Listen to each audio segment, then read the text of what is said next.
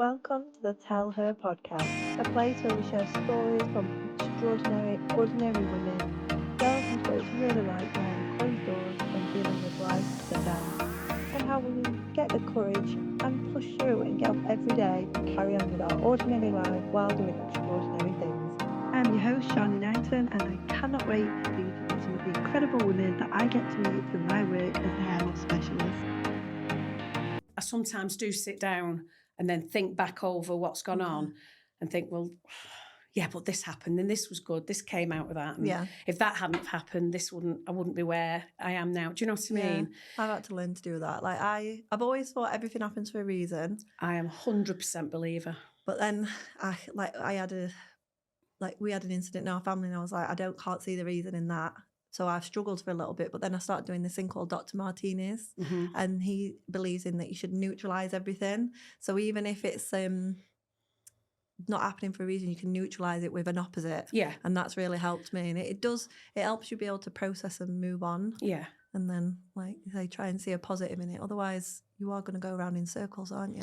You are. And I think if you let something, how can I say, if it is a bad situation, you can make it, for me, 100 times worse, even more than, if you just give in to that and just drown in all that negativity of whatever's going on. Yeah. I think you've got to try and get onto something and try and pull yourself back out of it, no matter what, because I think having a positive attitude will get you through, and I've seen that in my job, my role as a palliative care nurse, 2 people with the same diagnosis. Different, and one's very positive and, I'm going to get through this, I'm going to beat this, and the other person probably, that's me, I'm done, I don't know how to deal with this. Do you think that attitude affects how their treatment goes? Exactly. It does. And I've seen it myself. So basically, as sad as it sounds, because I used to only deal with people who were deemed to be in the last 12 months of life anyway. Okay. So it wasn't people who could be cured or... So it was always palliative care. But you could guarantee that the person who had the positive outlook, who was wanting to try and carry on, would last a lot longer, would survive a lot longer.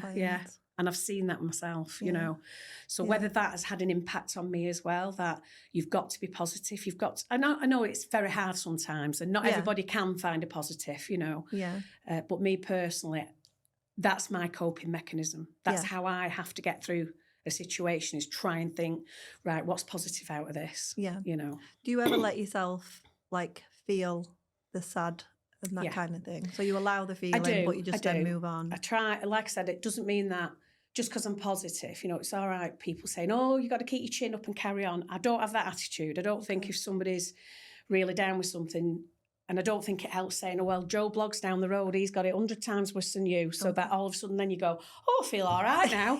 Now that I know Joe down the road's having it worse than me. It doesn't. Yeah, it doesn't work like that. And I think somebody telling somebody, when people say to you, oh, get your chin up, you've got this, this and this. It doesn't matter, does it? If you're feeling down about something or sad about something, you feel sad and down about it. It's somebody's just telling you to put your ideas up and, well, you're going on holiday next year. What's wrong with you? You'll be all right. You can't just do that. It's probably like a misconception then, isn't it? That people think if you're being positive, it means you don't have the opposite emotion. Yeah. But there's always 2 sides to everything, isn't there? You can be positive, but I still have my down times where I'm sad or I'll worry and I'm not feeling top of the morning and great. But what I'm saying is eventually I will sit and reflect back on it and think, right, come on, I can have my down times and I can have my days where I don't feel the best and I'm not feeling Mrs. Positive, but I don't let it consume me. That's what I mean. I don't stay in that mode. I try and pull myself back out of it and think, right, come on, let's think of... And I suppose that's the thing. I think when you don't allow those smaller feelings, they just grow anyway. Yeah. And that's probably why you don't have the big...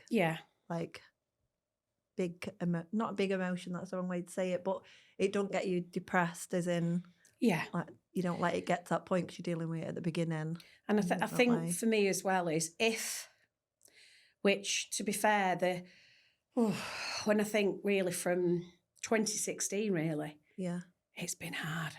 It's been really hard, not just with my cancer journey, other things that have gone on in my life, work situation, I got knocked down by a Oh. people carrier in Lake Windermere crossing a road. Yeah. Really? Yeah. Oh, God. And it seemed to be from the 30th of March 2016, my direction, my life just changed. It was were on a downhill challenged. slope all the way. Honest to God, it's been horrendous, and that was the key point. And then after that, just one thing after another, you know. Yeah.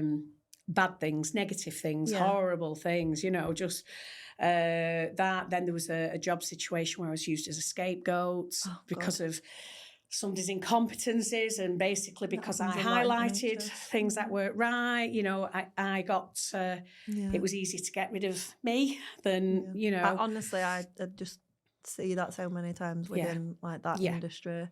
It's because they don't want the bigger... It was, they'd have had